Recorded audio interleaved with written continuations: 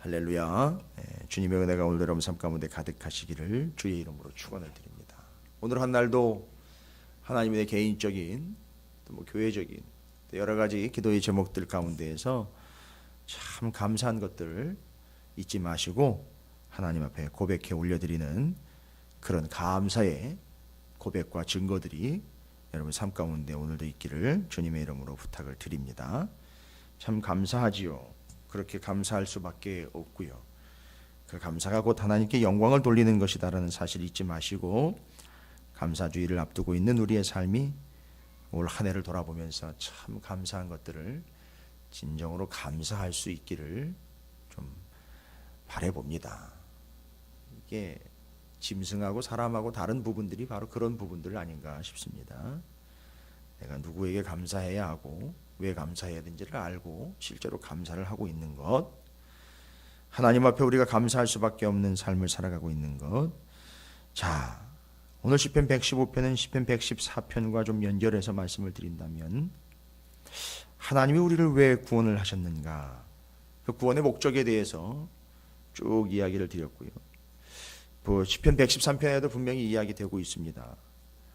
여호와 하나님의 이름을 찬송하라, 그래서 그걸 영광을 돌려라 라는 이야기로 이미 설명을 드렸고요. 가장 높여드리고 높은 곳에 계시고 또 높은 분으로 인정하는 것이 하나님을 찬양하는 것이고 그의 삶이 곧 미스가부 요새가 되는 삶이다 라고 말씀을 드렸습니다. 왜냐하면 하나님이 우리를 구원하신 목적은 분명합니다. 우리를 창조하신 목적도 분명합니다. 그건 하나님의 영광을 위함인 겁니다. 이런 거지요. 나 구원받았어. 그거는 그냥 혼자 가지고 계세요.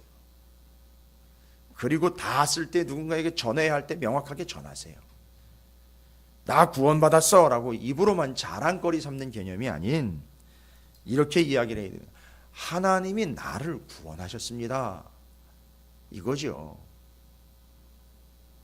내가 구원받았다라는 것만 자꾸 강조할 근거가 없습니다.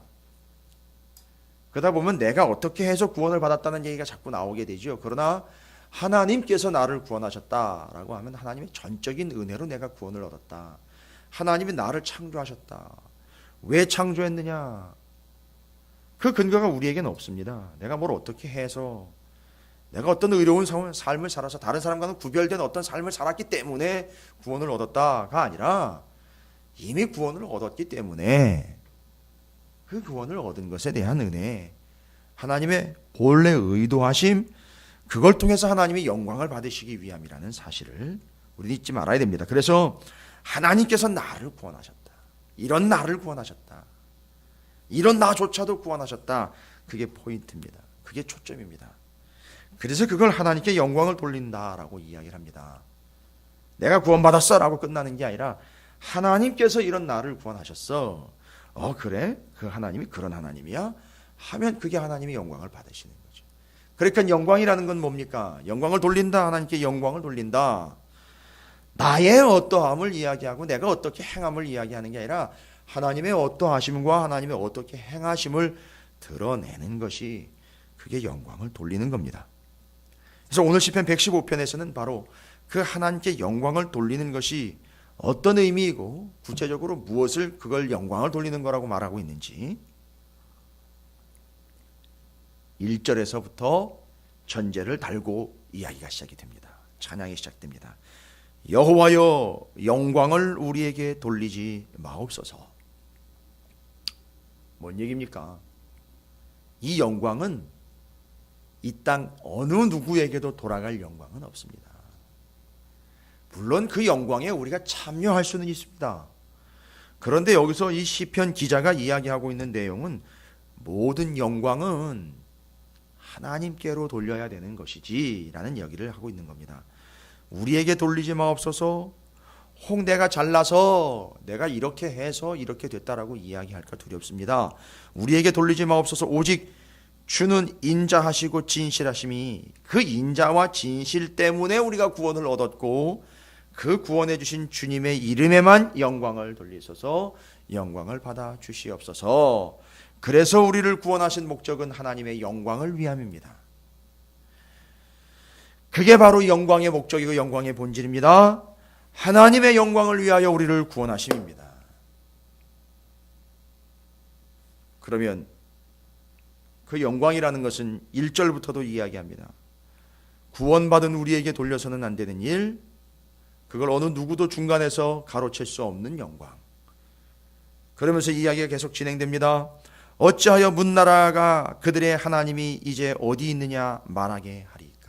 이건 뭡니까? 야, 하나님 있긴 어디 있어? 야, 네가 믿는다는 그 하나님 도대체 어디 있는 거야? 라는 것은 건방진 이야기나 기분 나쁜 이야기가 아니라 하나님의 영광을 완전히 차단하는 발언이라는 거죠. 하나님이 존재하시고 버젓이 살아계시고 하나님이 행하셔서 구원을 얻은 내가 여기 눈앞에 있는데 하나님이 있긴 뭐가 있어? 라는 것이니까 마치 지금 우리가 이렇게 불을 환하게 켜고 예배를 드리고 있지만 이 영광을 차단하는 이 의미들, 이 발언들은요 어떻게 하는 것과 똑같습니까? 지금 일제히 모든 등을 다 소멸하는 것과 같은 거죠. 순간 깜깜해지는 거죠. 바로 그런 하나님이 어디 있어? 라고 하나님이 영광을 받으시기 위하여 창조한 피조물이 이렇게 하나님의 영광을 완전히 차단해버리는 이런 분위기 가운데 이 시편 기자가 살고 있는 거예요. 오직 우리 하나님은 하늘에 계셔서 원하시는 모든 것을 행하셨나이다. 하나님이 있기는 어디 있어? 라고 영광을 차단하는데 이 사람은 다시 올립니다. 영광을 들립니다. 우리 하나님은 하늘에 계셔서 원하시는 모든 것을 행하셔서 나도 구원받았고 지금 이 모든 것이 하나님의 운행하심과 행하심의 결과다라고 영광을 돌리고 있어요. 지금 이게 대립되는 거예요. 그리고 중요한 게 뭡니까? 이제 4절부터 7절까지 우상에 대한 얘기를 합니다. 그들의 우상들은 은과 금이 이렇게 하나님이 있긴 어디 있어? 라고 이야기하면서 하나님이 아닌 다른 걸 의지하는 사람들 얘기하네요.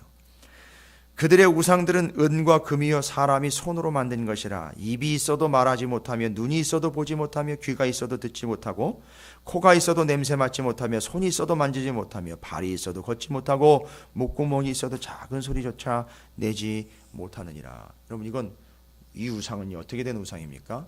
자연 발생적 우상이 아니라 그건 그 우상을 섬기려고 하는 사람들이 만든 우상입니다. 기억하십시오. 거기 8절에 우상들을 만드는 자들과 그것을 의지하는 자들은 다 그와 같으리로다. 여러분 기억하십시오. 상당히 중요한 얘기를 하려고 한 겁니다. 이건 이론을 이야기하는 게 아니라 실제를 이야기하는 겁니다. 의지하는 자와 그것을 의지하는 대상은 공동 운명이 된다는 거예요. 그것을 의지하는 자는 그것을 의지하는 대상과 공동 운명체가 된다는 거예요. 여러분 우리가 하나님을 의지하면요 하나님과 내가 공동 운명체가 되는 거예요. 그러나 우상을 의지하면은요 그 우상의 그 속성과 그 우상을 의지하는 자들이 그와 같은 운명체가 되는 겁니다. 그대로 4절부터 7절까지 이야기한 대로 그런 우상을 의지하는 자들은 그런 존재가 된다는 거죠. 철학을 의지하는 자들, 세상 풍조를 의지하는 자들, 자기 확신을 의지하는 자들, 자기 인생의 경험을 의지하는 자들, 그렇게 될 수밖에 없다는 거죠. 공동 운명체라는 겁니다. 그래서 여기서 말하고 있는 건 뭡니까? 이 시편 기자가 그 영광을 우리에게 돌리지 마십시오. 그 다음에 이 뒤에 나와 있는 우상의 얘기는요, 성경에도 나와 있죠. 이 영광을 다른 자에게 주지 않을 것이다 라는 말씀. 따라서 여러분 기억하십시오. 우리를 창조하시고 구원하신 목적은 하나님의 영광을 위함입니다. 그리고 계속해서 이어지고 있는 시편 115편에서 말하려고 하는 것은 그 하나님의 영광을 사람이나 우상이나 그 다른 어떠한 것에서도 돌려서는 안 된다라는 걸 이야기하고 있어요. 우리는 하나님의 영광을 위하여 구원받았고 창조되었습니다. 바로 이 영광을 위하여 창조된 우리가 다른 어떤 것에는 영광을 돌려서는 안 된다는 거예요. 그러면 오늘 시편 115편에서는 그 영광을 돌린다는 걸 좀 이해하기 쉽게 아주 삶에서 실제로 배어 나와 있고 적용되고 있고 실질적인 설명을 하고 있습니다. 영광을 돌린다는 건 도대체 뭐냐? 영광을 돌린다는 게 뭐냐? 8절, 9절, 10절, 11절 내내 이야기하고 있는 게 뭐냐면 넌 누굴 의지하고 있느냐 이걸 질문하고 있어요. 당신은 우상을 의지하고 있습니까? 아니면 하나님을 의지하고 있습니까? 뭐 갑자기 영광 돌린다라는 이야기하다가 그 영광을 우상에게 돌려서도 안 되고 사람에게 돌려서도 안 된다라는 이야기를 정확하게 칼처럼 날카롭게 명확하게 시편이지만 시지만 노래지만 전곡을 찔러서 얘기합니다. 그 영광은 다른 존재나 다른 것에게 돌려서는 안 된다. 그러면서 우상을 만드는 자들과 그것을 의지하는 자들이 다 그와 같으리도다. 이스라엘아 여호와를 의지하라. 그는 너희의 도움이시여 너희의 방패시로다. 아론의 집이여 여호와를 의지하라. 그는 너희의 도움이시여 너희의 방패시라. 여호와를 경외하는 자들아 너희는 여호와를 의지하여라. 그는 너희의 도움이시여 너희의 방패시로다. 여러분 영광을 돌린다라는 건요 어렵게 생각하실 필요가 없어요. 복잡한 게 아닙니다. 영광을 돌리는 건 바로 그를 의지하는 거예요. 그를 의지하는 겁니다. 우리가 하나님께 영광을 돌려야 되는 존재로 창조되었다라면 그 하나님께 어떻게 영광을 돌린다고요? 하나님을 의지하는 겁니다. 여러분 그러니까 이 새벽 자리가 하나님께 영광을 돌리는 자리가 될 수 있어요. 아니요. 이 자리는 하나님께 영광을 돌리는 자리예요. 하나님의 이름만 드높인다라는 개념으로가 아니라 그 하나님을 의지하는 것 자체가 하나님께 영광을 돌리는 거예요. 그러니까 그 우상을 의지하는 것은요 그 우상에게 영광을 돌리는 거기 때문에 그 우상과 같은 운명체가 되는 거예요. 그러나 우리가 하나님께 영광을 돌리는 건요 그 하나님을 의지하는 거기 때문에 하나님을 의지하는 자 하나님께 영광을 돌리는 자 그 하나님과 공동 운명체가 된다라는 걸 이야기하는 겁니다. 그래서 유독 8, 9, 10, 11절에 의지라는 표현을 많이 적어놓고 있는 이유가 있습니다. 의지라는 것이 그러면 명쾌합니다. 하나님께 영광을 돌리는 것은 그냥 그 이름만 불러드리는 게 영광을 돌리는 게 아니라 그 하나님을 의지하는 것이 영광 돌리는 거예요. 그럼 우리나라 말로는 단순히 의지라는 표현이 되어 있으니까 히브리 원래 바타흐라는 단어인데요. 이게 의지하다라는 게 바타흐라는 단어의 뜻이 그 안에 여러 뜻들이 담겨 있어요. 들어보세요. 신뢰한다, 확신한다, 믿다, 의지하다, 의뢰하다, 바라다.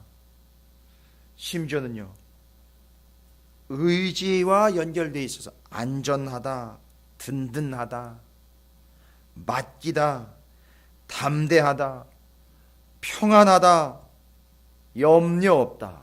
제가 여기서 무릎을 꿇었어요. 염려 없다. 의지한다, 염려 없다. 그게 하나님께 영광을 돌리는 거라네요. 하나님 때문에 염려 없는 것, 그게 하나님께 영광을 돌리는 거래요. 염려 없는 자가 어디 있겠습니까? 그런데 하나님 때문에 염려가 없다는 거예요. 여러분 그게 영광 돌리는 겁니다. 그게 하나님 영광 받으시는 거예요. 무사하다, 믿게 되다, 의뢰하게 하다, 의지하게 하다, 맨 끝으로 의지하는 자라는 뜻이 있어요. 여러분 그게 바로 바타 곧 의지하다라는 맛의 뜻이에요. 그러니까 제가 여러 뜻들을 말씀드렸지만 그냥 이렇게 말로만 영광을 받으십시오가 아니라 시편 115편이 정확하고 명확하게 우리에게 얘기합니다. 우리의 창조와 구원의 목적은 하나님의 영광을 위함이다. 이 영광은 다른 이에게 돌려서는 안 된다. 그러면 영광을 돌린다라는 건 뭔 뜻이냐? 그 영광을 받으실 존재인 하나님을 의지하는 것이다. 그런데요, 자신을 창조한 하나님을 의지하기보다는 자기가 믿고 싶은 것을 만들어 우상을 의지하고 있는 이들, 왜 영광을 돌리며 의지하는 것이 그렇게 사람에겐 중요하냐? 그 영광을 돌리고 의지하는 존재와 공동 운명체가 되기 때문이라는 거죠. 그래서 우리는 다른 영광, 어떤 영광도 하나님 외에 다른 것에서 돌려서는 안 된다. 그런데 알고 봤더니 그 영광을 돌린다라는 건 어려운 게 아니에요. 영광을 돌린다라는 건 그 존재를 의지한다는 거예요. 영광을 받으실 그 존재를 의지한다는 겁니다. 하나님 외에 다른 걸 의지해서는 안 된다는 걸 이야기하고 있고요. 확신하고 믿고 의지하고 따르고 바라고 소망하며 거기선 안전하고 든든하고 맡기며 담대하며 평안하며 염려 없는 것, 그 하나님 때문에 그렇게 되는 게, 그게 하나님께 영광을 돌리는 겁니다. 그래서 우리는 하나님을 의지하는 그것으로 하나님께 영광을 돌리는 삶을 산다는 것. 누군가 그럴 겁니다. 아니, 그런 어려움 속에서도 어떻게 그렇게 요동치지 않을 수 있습니까? 왜 요동이 없습니까? 요동은 치지만 내가 하나님을 의지하기에 이 요동치는 이 항구, 이 바다에서도 내가 확신과 신뢰가 있습니다. 그분에 대한, 이겁니다. 이게 그분의 영광인 거예요. 절대 이걸 다른 존재에게 돌려서는 안 됩니다. 그래서 이제 다른 존재에게 영광 돌린다라는 말을 이해하실 거예요. 그래서 다른 존재를 의지하는 것, 그게 이제 우상 숭배다라고 나와 있는 거죠. 그래서 다른 존재에게 영광을 돌리는 것. 자, 시편 115편은 그렇게 하여 하나님께 영광을 돌리는 것이 무엇을 이야기하는 건지를 말씀하고 있습니다.